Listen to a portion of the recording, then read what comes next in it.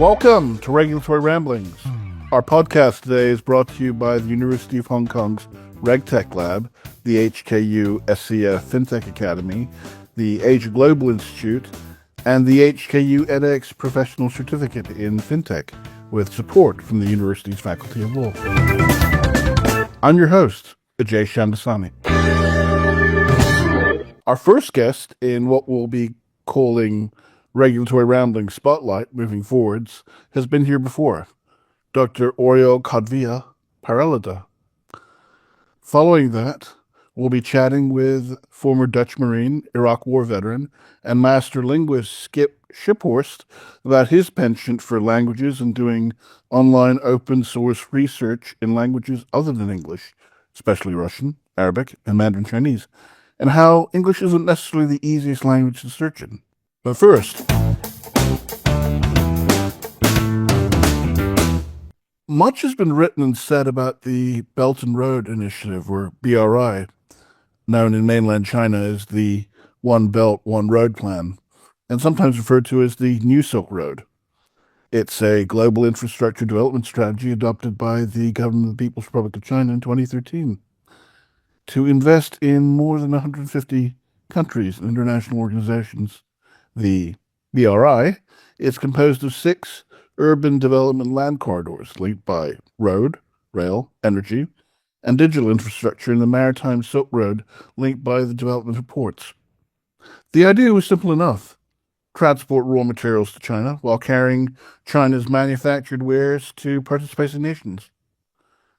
Yet, our guest today suggests that there is a green side to the BRI that few have acknowledged. Oriol is a highly regarded voice on all things crypto and fintech. He's an honorary fellow at HKU's Asian Institute of International Financial Law. He also works as a board director and co-leader of the Financial Inclusion and CBDC's working groups at the Global Impact FinTech Gift Forum, and is chairman of the Private Digital Euro Working Group at the Digital Euro Association. He's published articles and been cited by the international media outlets of numerous renown, such as Reuters, Forbes, Middle East, South China Morning Post here in Hong Kong, Outlook India, China Daily, Asian Investor, Forecast News, and Cointelegraph, just to name a few. In addition, for the past year or so, he has hosted the Digital Tomorrow podcast. Oriol, thank you so much for joining us. Thank you very much for having me again. It's a pleasure. We had the pleasure of discussing CBDCs, the electronic Hong Kong dollar, and digital yuan in the past, and it's great to be here with you today discussing these different but very interesting topics. What leaps out at me at your proposition was that, what do you mean by the concept of a green Belt and Road Initiative? I mean, it seems almost counterintuitive, because either way you slice it, China's goods are going to other countries along the New Silk Road.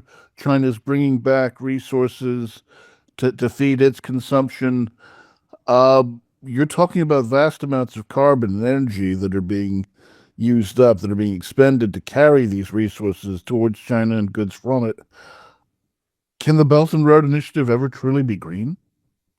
Well, that's actually a very good question. I mean, on the one hand, as you said before, you have this Belt and Road Initiative, also known as One Belt, One Road, which recently turned 11 years old. And as you said before, the idea is to precisely to promote the connectivity of not just China with those countries, but in general of those Asian, European, African countries, even though we must say that where it's been most successful has been in Central Asia, in Africa.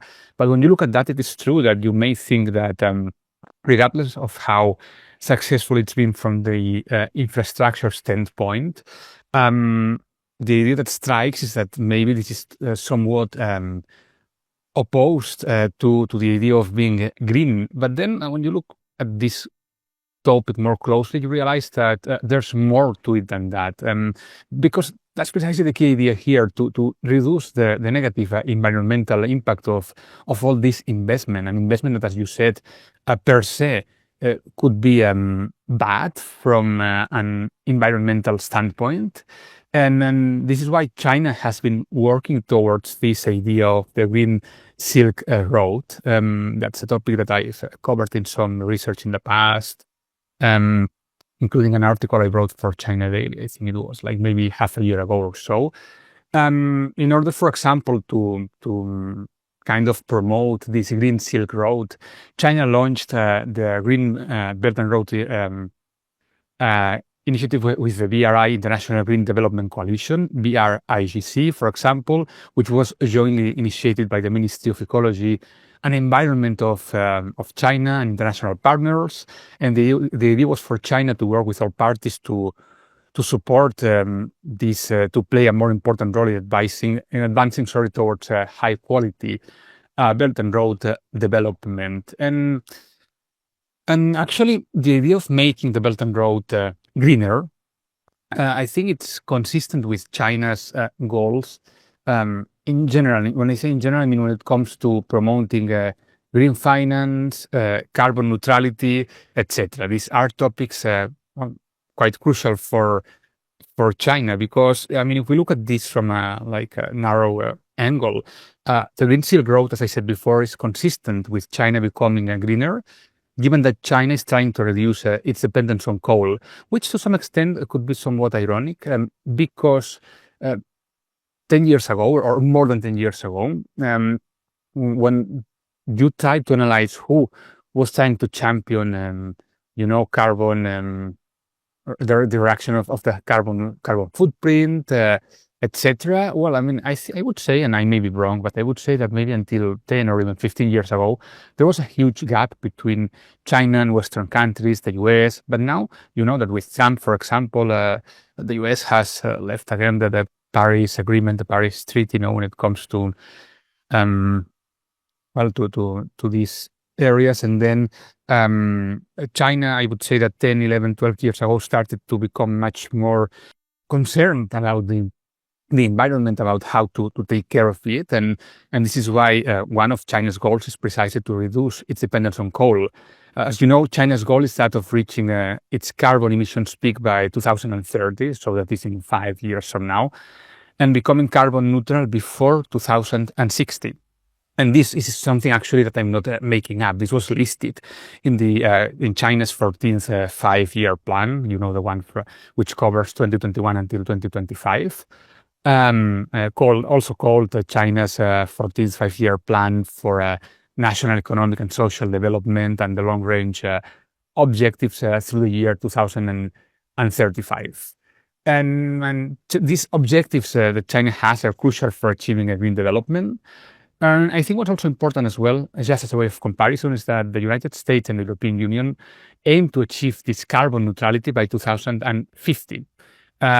So if you look only at the target year, you would say, oh, okay, I mean, the European Union and the US will reach that neutrality before China. But the thing is that if they meet their targets on time, it will have taken the US around 45 years and the European Union around 60 years to move from their carbon emissions peak to achieve neutrality.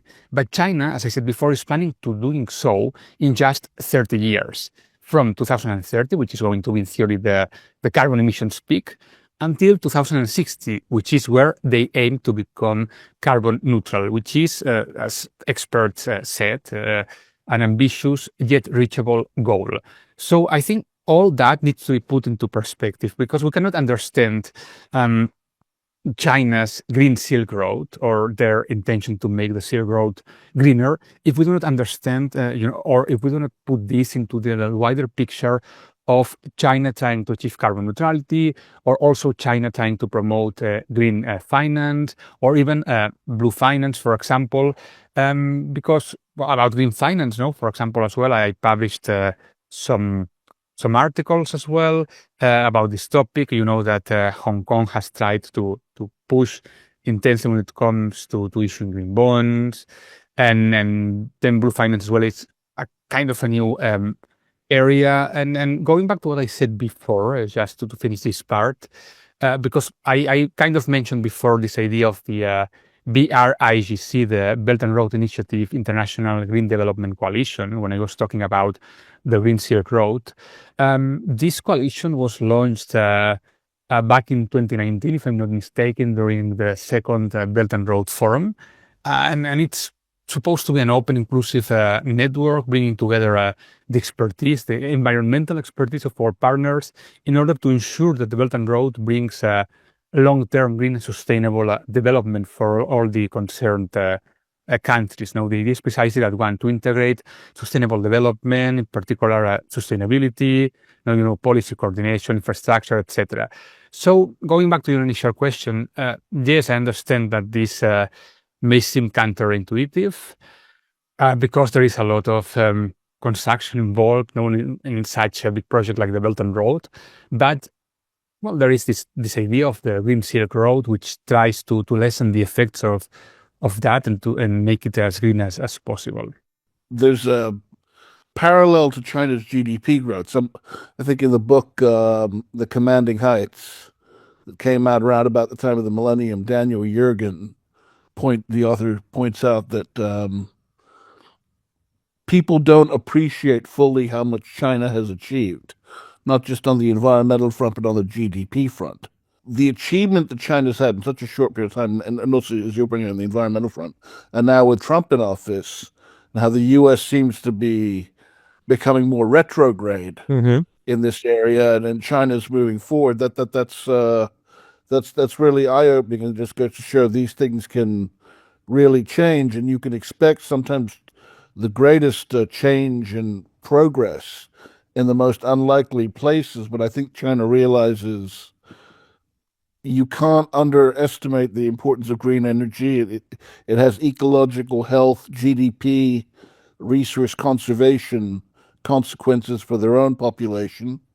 But we also have to acknowledge that green energy, it works in some places. In some places, it doesn't. I mean, and I think that's a calculus that they've done pretty shrewdly. I mean, they irrespective of what they tell their own people or what they tell the world, it seems to me that the people, the old men that run Beijing, know what's going on in the country. They have a solid grip of the facts. But of course, keeping a country of that size together is a challenge. So, talk to me about the green efficiencies and other benefits that are to be had from BRI that will have a meaningful impact on the planet's climate. And what can the BRI do to drive China's green economy forward? And if you'd like to comment, what will that mean from a regulatory or legal perspective? Will it mean some degree of legal reform? Well, I think that first of all, before digging deeper into your question, I think that you mentioned something very interesting now. And when you talked about Trump's administration, I think that that's somewhat intertwined because we said before that 15, 20 years ago, China was perhaps not so much invested in green projects compared to other countries. In the same way that if we had a look at the global trade situation back in 2000, for example, I mean, I think globalization was clearly championed by the US and other countries in the West, whereas China, I mean, back in 2000, for example, wasn't even part of the World Trade Organization. But if you look at this right now, you look at the US, especially the new US administration trying to impose or threaten to impose tariffs, and to some extent alter or distort or change the way international trade is being done and make it all become much more multilateral rather than globalized. Whereas China is advocating for globalization, etc. So in the same way that we saw the shift in trade, we, to some extent, we might in the future see this trade, when it comes to green finance, environment, etc. So you asked me now about the green efficiencies and benefits to be had. I don't know to what extent this Green Silk Road project can, impact the planet's climate. I don't have the numbers, and as far as I know, I could not find a specific number. So I don't know if it's fair to say that it will, like benefit the planet's climate as a whole. I don't know that, but one thing's for sure, and it's pretty much what I said before. The Green Silk Road aims to making the Silk Road much more sustainable, and this per se is already something meaningful because we are talking about massive projects. So if we look at these projects and we look at a project that aims to make those more efficient from a sustainable point of view, just that is already like interesting enough. And in addition to that, I think we need to put all that into the perspective, not just of China reaching carbon neutrality, as I said before, but also from the standpoint of green finance in China. No, I mean, going back to carbon neutrality, I forgot to say that experts believe that China is winning the clean energy race as well. No, because China has spent 10 times more on clean energy than either the US or Europe over the past 5 years. It dominates this rapidly growing market of renewable manufacturing, producing like, as far as I know, around 90% of solar panels, over 70% of all lithium batteries, and 65% of wind turbines, which is actually quite a lot. I think the only thing, though, is that China does things perhaps more silently, more in silence. And we saw this recently, for example, with artificial intelligence. I know this is not the core topic of our discussion, but well, we know all the fuss around AI, all these media news and even noise about anything new being created. And yet, yesterday, a few days ago, right, out of the blue, DeepSeek was launched to the public, and people started to download this app. And not talking just in China, I mean, like anywhere in the US, in Europe, and it took the world by storm. And the thing is that, I mean, how many people knew a lot about this project in advance? I mean, not many, because things are done maybe with less advertising, more. I'm not, when I say silently or quietly, I don't mean like in secret, or I mean, I'm not talking about this. It's more about not promoting so much the achievements until those achievements become a reality, perhaps. A bit less of publicity and more, well, yeah, I mean, I don't know how to put it, but I think the same idea applies perhaps to the clean energy race.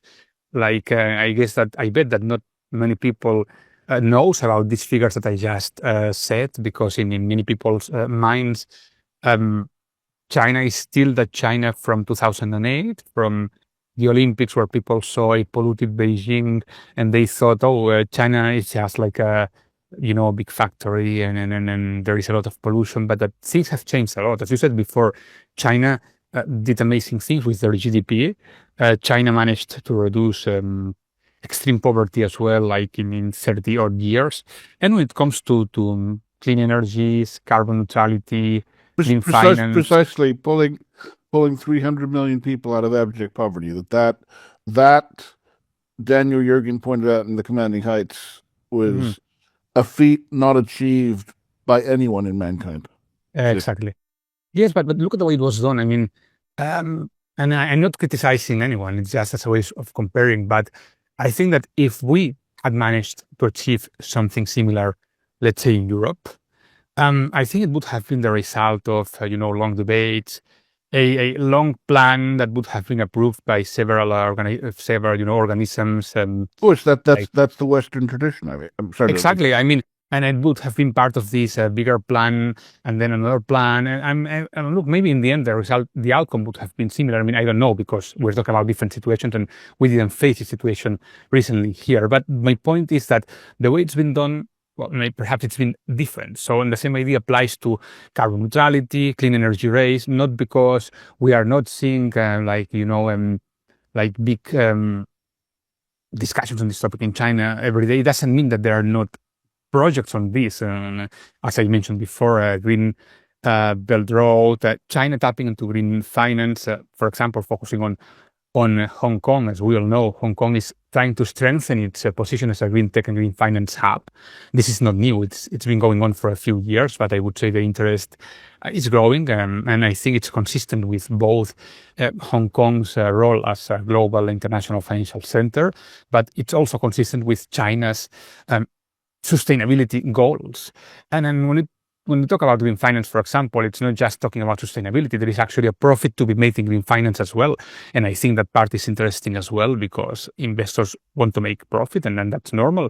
And then talking about green finance is not talking about some kind of charitable project that will bring no return to them. Actually, the green bond market is a big market that for the past 18, 20 years, it's been growing in numbers, and green bond issuances, as you know, are becoming more regular and more meaningful. And you know that Hong Kong is thus far quite advanced when it comes to embracing the opportunities offered by green finance and green bonds. And if we put all this in the midst of China trying to become a key player in sustainability, green finance, well, I think the next years can be interesting in this area. And recently, for example, I was reading as well, and I wrote actually a short paper about blue finance, which is a somewhat newer area. This is newer compared to green finance. As you know, blue finance is it's an emerging area. When it comes, it is similar to green finance, but applied to the seas, to the oceans, to the idea of protecting underwater environments and an investment in sustainable water economy. Of course, this is an industry that it's already moving money, but what's interesting is that China and Hong Kong are already trying to tap into this industry. Just for example, Hainan province, which makes sense, not being Hainan an island, issued blue bonds in Hong Kong back in 2022 and 23. Also, the Shenzhen municipal government issued, I think it was in total 5 billion yuan, in offshore municipal government bonds in Hong Kong back in November, I think it was 2022, including 2.6 billion yuan in green and blue bonds, which shows us that China's interest in green finance goes beyond green finance. It's reaching as well areas like blue finance. And it's affecting in a positive way Hong Kong as well, being Hong Kong an international financial center. And as you said before, it can bring regulatory challenges or opportunities, but I would say that overall this is an area full of opportunities. And I'm not meaning by that China is doing a lot in this area and others are doing nothing, or vice versa. It's just that I think this is an area in which anyone can do, and there is actually a profit to be made. And I think this is what makes all these ideas so interesting, because as I said before, when we talk about green finance, we are not just talking about which per se would be, of course, an interesting idea, making the world more sustainable and more green. But from an investor standpoint, there is also money to be made here, which is what I think makes this area more interesting to some. But in any case, I think this is an area worth exploring. Great things are still happening in this space in China. And in the time we've got left, Oriol, is there anything you'd like to say? Any last impressions you'd like to leave our listeners with? I would just like maybe to end by saying that sometimes it's worth digging deeper, because not just 20 years ago, even now when in the West, I tell people, I was recently teaching some classes about tokenization and CBDCs, but I don't know how, when they're talking about China, was asked some questions about China and Hong Kong. When I mentioned green finance, green tech, and China, people, they rolled their eyes as if I was talking about, I don't know, something very bizarre. So I think it's worth digging deeper, because a few years ago, everyone was saying that the US is going to win this AI race. But now, in one day, things seem different to many people. So in the same way that happened, I suggest people to try to dig deeper when it comes to, if they're interested, right, in green finance, especially green finance in China, the Silk Road, Green Silk Road, because there is a lot to be analyzed there. It's not always everything that's simple, but for sure there are many lessons to be learned and things to analyze. Oriol Caudevilla, thank you so much for your time. Thank you, Rajesh. It's been a pleasure.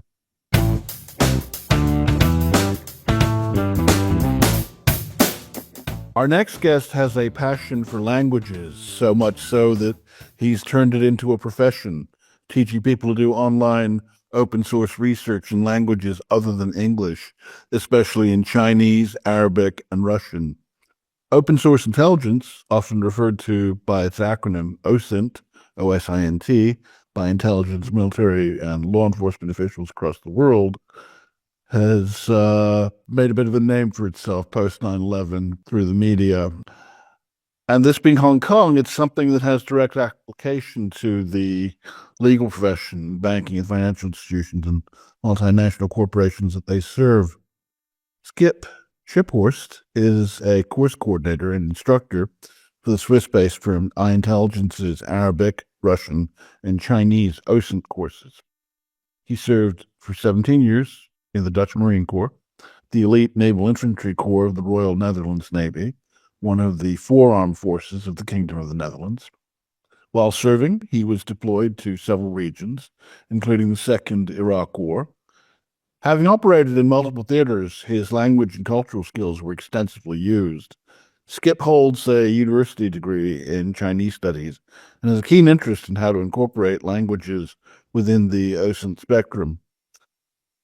He speaks to us today from Aruba. And with that, Skip, thank you so much for joining us. Thank you so much for this warm introduction there, AJ.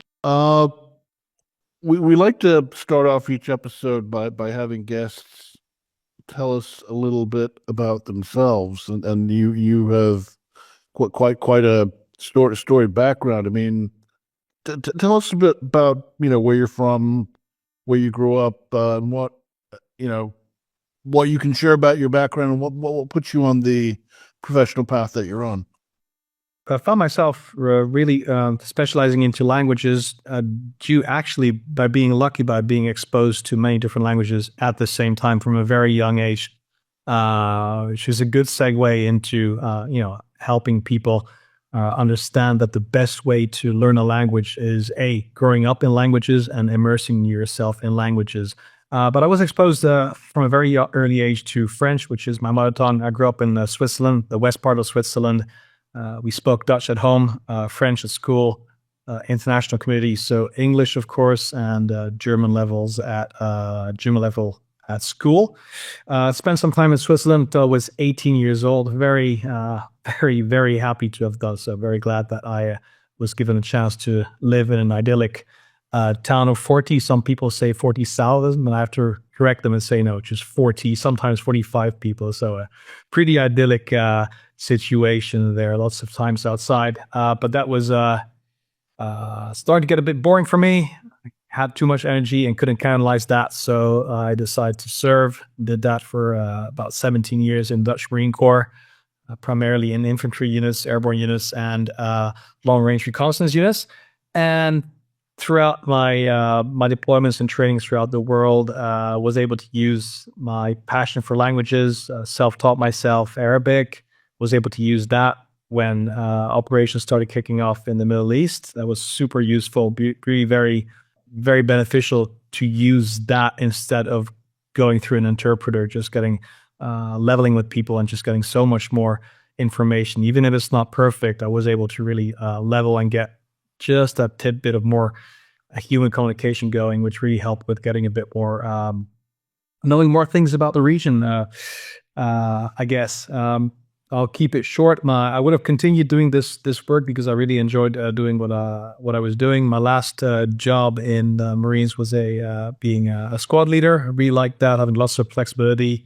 My last specialty was jungle warfare instructor, which was very fun, and now pivoted from jungle warfare into cyber jungle, so to speak. My profession ended after a little speed bump at work. I got injured, and then I went to university. I had a passion for languages, and I thought I'd tackle a new one, so I went for Chinese. I studied that for 3 years at the University of Leiden in the Netherlands. I was very fortunate enough to study as well in China and study as well in Taiwan. And it's actually during my studies that I figured out that there's this thing called OSINT. I was just calling it, as most people, Googling in foreign languages. I had to write reports in Dutch and English, essays, etc. And then I had to start writing them as well in Chinese. And that's where I thought, hey, hang on a minute, there might be something interesting here. And then specialized into that and made that my specialty, actually. Very fortunate to have got in contact with the company I work for presently, Intelligence. I've been with them for 5 years, and it's been a blast combining my passion for languages together with all my research. You know, it's often said that in the run up to 9/11, they didn't have enough, certainly the Americans and perhaps to a lesser extent the British, experts in Middle Eastern languages, particularly Arabic. And now the focus is somewhat shifted past the Arab world, more so to Iran, but certainly they were well stocked up on Chinese language speakers from the Cold War days when, you know, watching what Beijing and Moscow were doing was key. And so they had enough speakers in the pipeline for the future for those two languages. But Arabic was in short supply, certainly in the early years, and I was just wondering what compelled you to go down that route. I mean, it's literally a level 5 language. It's up there with Mandarin. Yeah, no, it's not an easy one. There's some easy parts with Arabic. It's got an alphabet, which makes it super easy to read and write. There's the language of Egypt, which was popularized by Egyptian cinema, which is pretty much understood all throughout the Arab and Islam, Middle Eastern world writ large. But I believe you have to be cautious about, I mean, because there's the Lebanese, Syrian type of Arabic, and then there's the Arabic of the Quran. And there's just like so many different languages. There's going to be lots of different dialects and accents and words that are not interchangeable. So I learned MSA, which was pretty much the media Arabic. And when I was in certain places like Iraq or Morocco, whatever place, or Egypt as well with work, I would then have, or just learn on the go, learn new words. I got to say, to answer your question, this was pre 9/11. I joined in 97, and between exercises and deployments, you always have some time for yourself. And thought I'd learn another language, so I thought, hey, might as well just choose a difficult one. So I thought about Hebrew, Russian, Chinese, or Arabic, and I thought, I'll go for Arabic. So I literally had, this was pre-internet or pre-mobile phone, so I had a book in a Ziploc bag in my backpack anywhere I went and used that book in my hammocks in the jungle or in my tent in Norway in the evenings to read and just use that. And then everything happened after 9/11. I was able to use that to my advantage. But I got to say, in 3 years of self-studies, my Arabic was very poor until I went to Iraq, and that's where I was able to use it on a daily basis.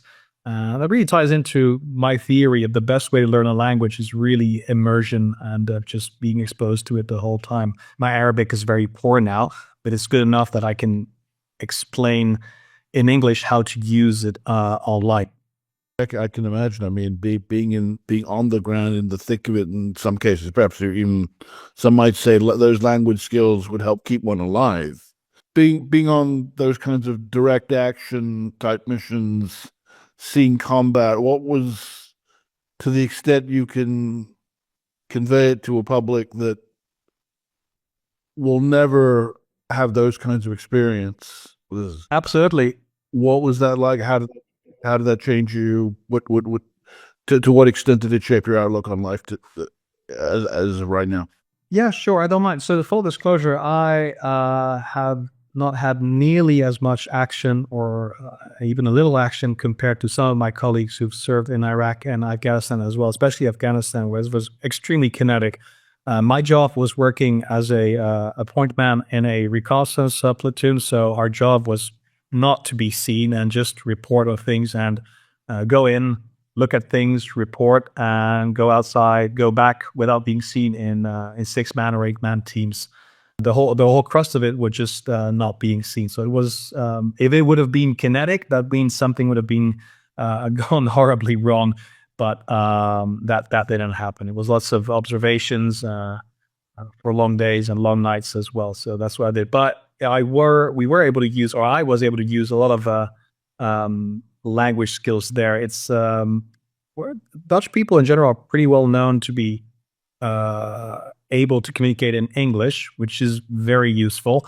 But it also comes with the flip side. It means that we often think, especially in the military in the Netherlands and other countries which also speak English, that we can get anything done anywhere if we just speak English. To an extent, that's very true. But it also means that you have to hire local translators and talk to them into English, which really constructs a barrier whenever you're speaking to people. So the jobs I had, the things we did in Iraq were at night or during a couple of days in a row, observe without being seen.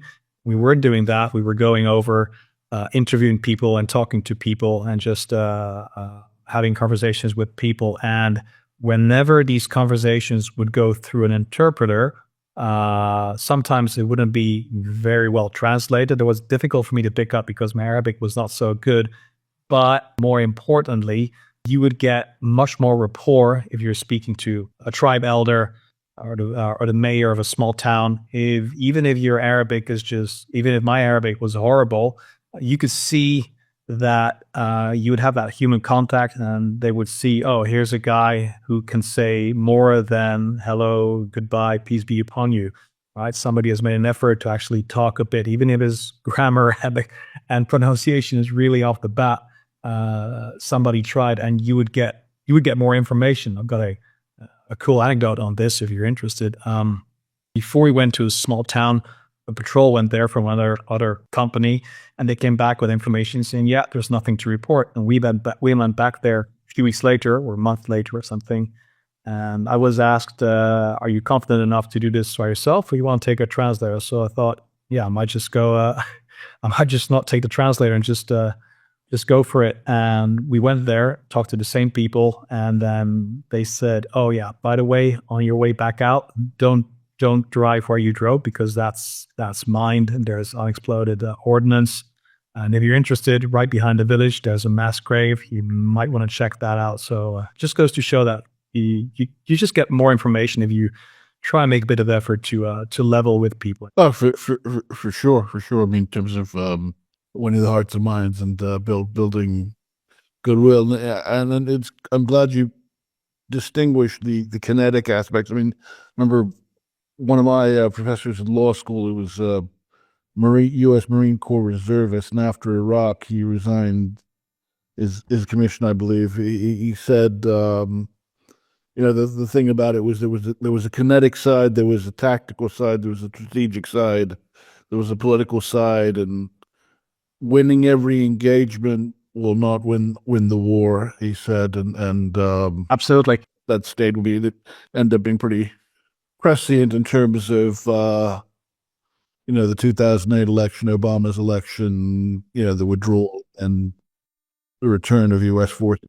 I was very happy to go. Don't get me wrong, right, AJ? I was very happy to go. I was 23 years old. I was very happy to go on operations with the guys I've trained with for years. So that was really, really very cool to do. But at some point, I started questioning myself, hey, why am I here? I'm happy to be here. I'm doing really interesting stuff with the people I will do everything for. But why am I exactly here? So, and that's a question I asked. I started asking myself a few weeks or a few months in. So there we go. So experience clearly changes one's outlook. Yeah, absolutely. And I don't think it's the job of people in the field. As I said, I was a Marine first class by then. My job was not to what's it called, to push policy or drive policy. My job was to stay alive and have the people around me stay alive and come out in one piece. That was my job. If you want to change things, if I wanted to have things changed, I should have probably studied politics or get into politics and stuff like that. So I accepted that. And, well, there's that line from the poem "Charge the Light Brigade." I think it's by Tennyson. there's not to make reply, there's not to question why, there's but to do and die.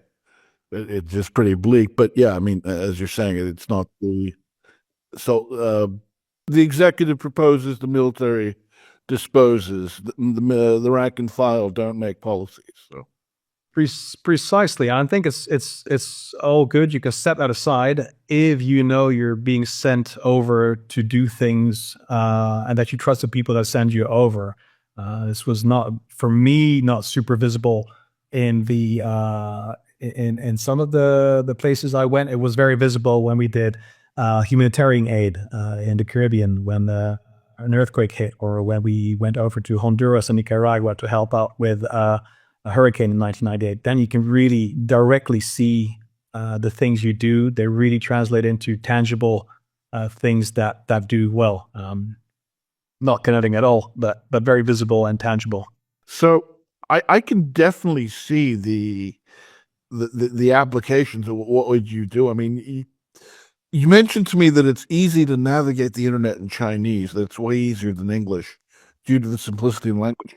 That's interesting because, I mean, certainly in the regulatory space, when it comes to legal and compliance, oftentimes, say, a Chinese regulator like the CSRC or the People's Bank of China will issue something, and it's hard for English speakers to get a hold of because that document's often in Chinese. And so a lot of things don't pop up on the radar of those that are looking for things in English, and they don't always provide translation. And so there's a sense that because of that language capacity, that a lot of direct market information, official pronouncement, a lot of market intelligence is just slipping through the nets, that outsiders are not being kept in the loop. And it's the same in the Middle East, that not only you dealing with the language factor, but in some cases, the information is only shared with select market players. Precisely.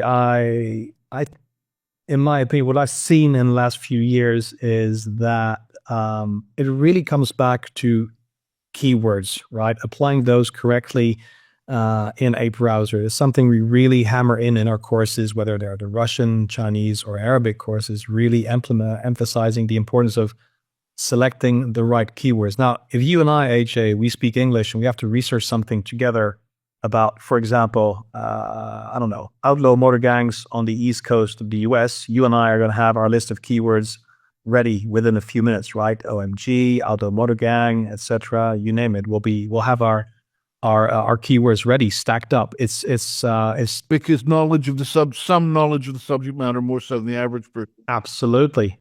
Gives us the ability to know what to search for. Oh, absolutely. You have an advantage if you studied a foreign language. You definitely have an advantage, but some organizations don't always have the luxury of having a native speaker. Now, coming back to what I was saying, it really comes to being sure that you use the right keywords. AI can help, but I always tell people, don't put all your eggs into the AI basket, right?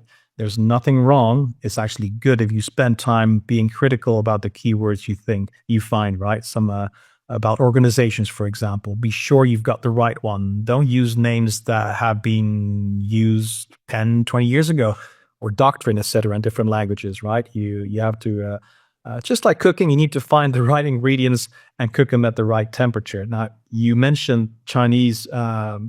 You mentioned it. I mentioned that Chinese was easy to search in. Out of the three languages, I would gather that Chinese would be one of the easiest languages to search in online due to the simplicity of the language. Now, people who are listening to this are going to envision these characters and are going to think there's nothing easy about those things. They don't look like anything that they're used to, right?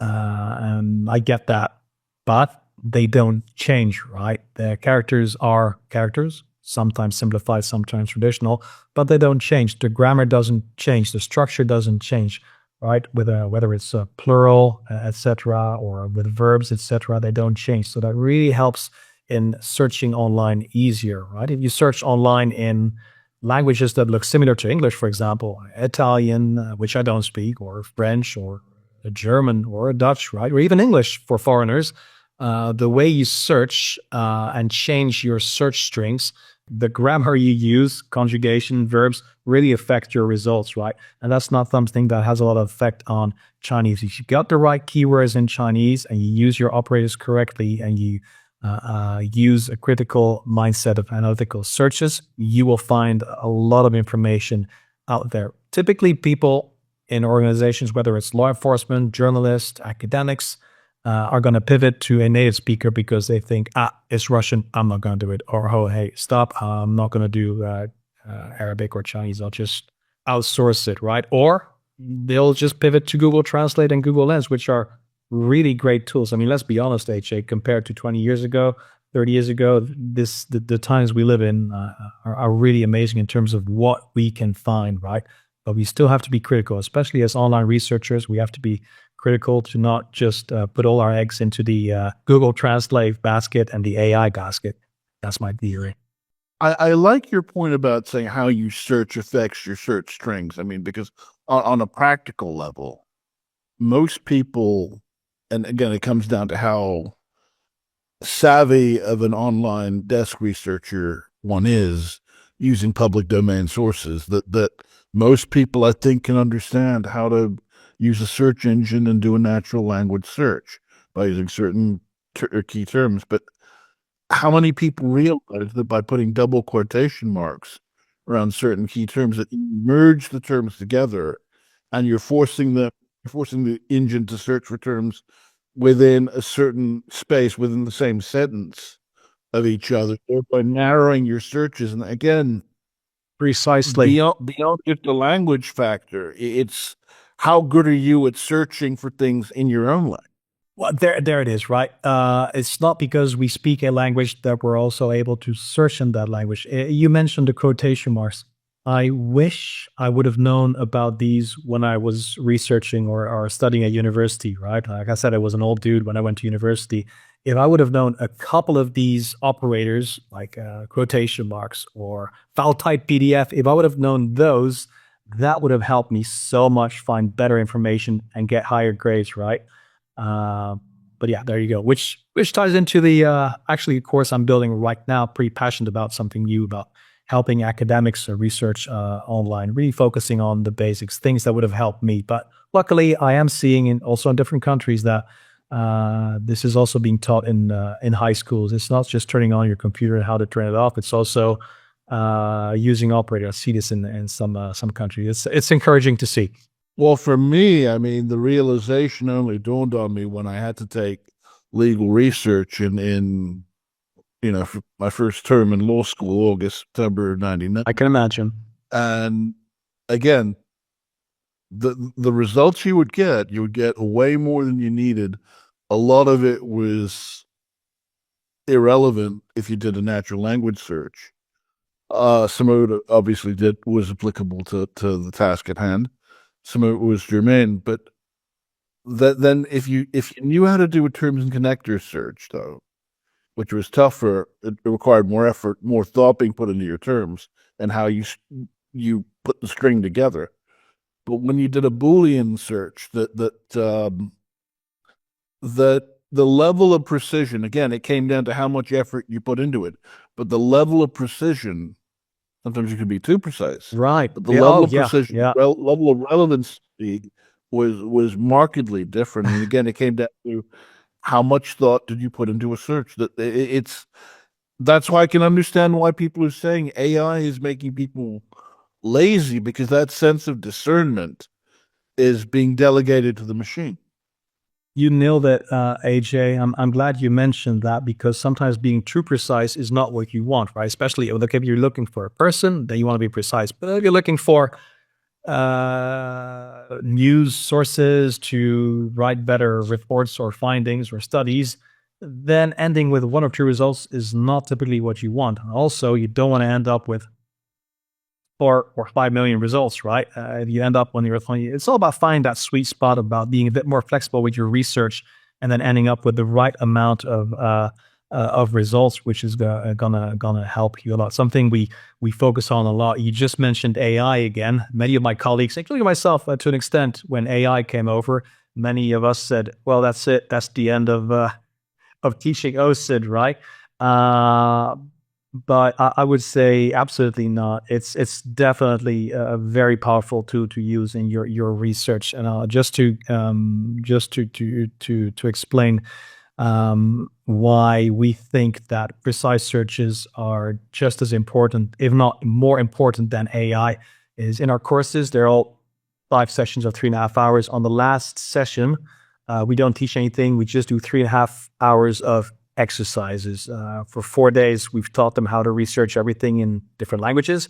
And on the 5th day, we just throw them to the lions with find this document, find this news source, find this email address, find this person, etc., geolocating, etc. Now, in the group, we're blessed with native speakers. We're blessed with a lot of people that have never spoken Chinese, Russian, or Arabic. And we also have some people sometimes that rely completely on AI. I once invited someone on session number 5, which is 3.5 hours of training exercises, and I asked that person, just use AI, right? I also invited a native speaker without having followed our course.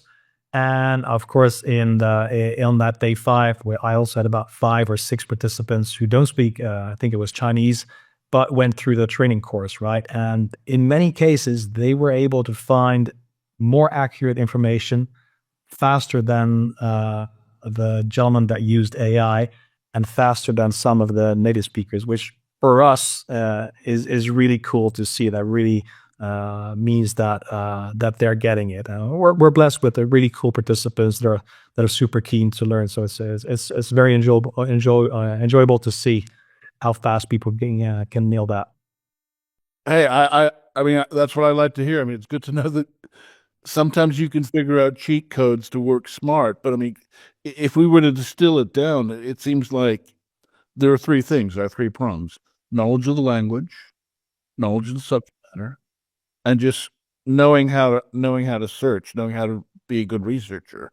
And clearly, it's best if you bone up on all 3. Yes. But it's difficult, especially knowledge of the subject matter. Well, I'm sorry, no, especially knowledge of the language, because I think many people have phobias about languages past a certain age. Others embrace with an open mind, open heart, because it's also about learning about a different culture. But there's those 3 things. And you know, the thing about Chinese, I kind of feel as though us non-Chinese speakers, because in that culture they've been exposed to however many hundreds or thousands of characters, the very least hundreds of characters they've learned since birth, it's always going to be easier for them to learn English than for us to learn Chinese. To an extent, I agree with you. It's not a difficult language. It's way easier than Arabic and French and other languages, I would say. Because the structure, and I hear that. Absolutely. I hear that about German too, that English people are surprised that because English is a hodgepodge of. It's difficult. Germanic and Latin and Latin, Norman, French, and so it's a hodgepodge language, and that's why so much is counterintuitive. Like AJ, you and I, we speak English. It's we don't have to think about what we say, but it's always very impressive when you meet a foreigner that nails English, which is not an easy language with verbs when we think of it. But we grew up with it. Yeah, if you're learning it formally, correct. Yeah, absolutely. Oh, absolutely. But even casually, I mean, YouTube videos help if you grew up in it. Chinese, on the other hand, is I would gather if an adult person that doesn't speak English or Chinese, right? If they choose to study Chinese, my guess is that will be easier to learn than English. Just I'll give you one example, or you actually mentioned one, right? Because of the syntax, right? I'll give another example. Verbs in Chinese are fairly easy, right? I was lucky to grow up in French around me, so I was able to nail my verbs by speaking, but by writing, it is difficult, right? Or think about German or Arabic verbs; those are very difficult to master, right? And in Chinese, it's relatively easy. There's no conjugations to an extent. It's which makes it easy to search in because you just use that character and it's not going to change with plural, singular, past, etc., etc.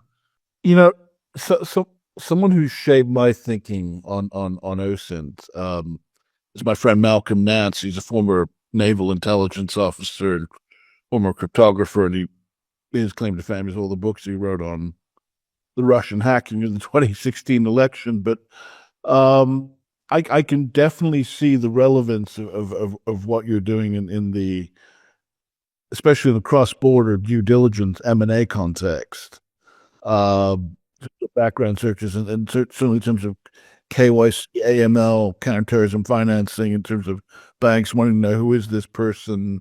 They delve into the background. They're searching for documents in a foreign locale, foreign language. Yeah, I mean, multiple applications to what you do. I guess what I'm wondering is in the time we've got left, is there anything remaining that you'd like to say to our audience on this topic? No, two things. Actually, I'd like to jump into what you said because at the end, being applicable to KYC, AML, and other researches, many people think of OSINT or open source intelligence as being something that is only used for military or law enforcement purposes. Right? When people think about OSINT, they think about people that go on Twitter and find tanks driving around, etc. Yeah, you can use OSINT for that.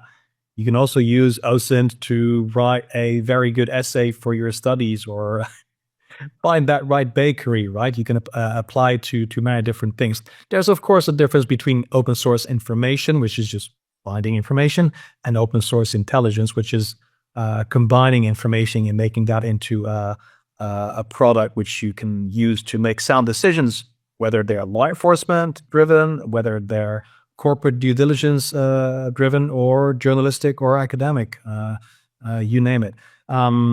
That was one point I wanted to say. The other point is that I'm always happy to tell listeners that in case there's some young listeners here who are tight on the budget, about once or twice a year, we give free introductions on how to research online in Arabic, Chinese, and Russian. And if people are interested in joining that and getting some free skills, right, they can always reach out to me. I'm very OSINTable on LinkedIn and Twitter, and they can reach out. I'm more than happy to help young people.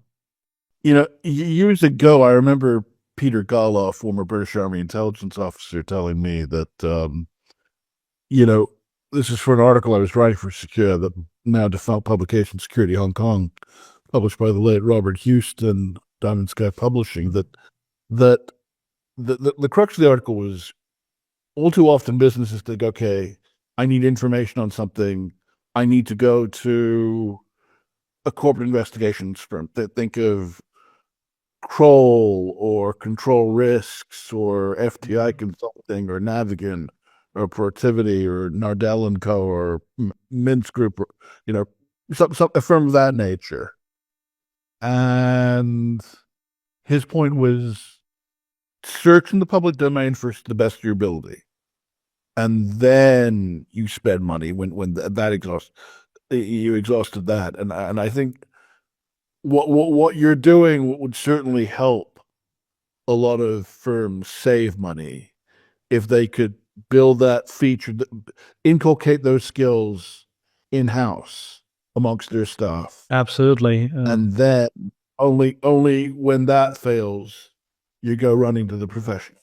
Right, because it's all about saving time, right? And money to an extent. And the best things we get as feedback is the direct feedback, but it's also the feedback we get after a few weeks or even a year after we ran courses for companies, organizations in-house, telling me or telling us, hey, about that course, thanks, we were able to find a missing person, or we were able to bust what was the last one we got about human trafficking ring, things like that. That really means a lot to us. We love hearing that kind of feedback.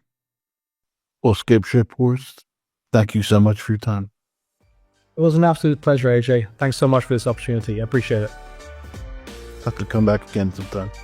And to our listeners, thank you. Until next time.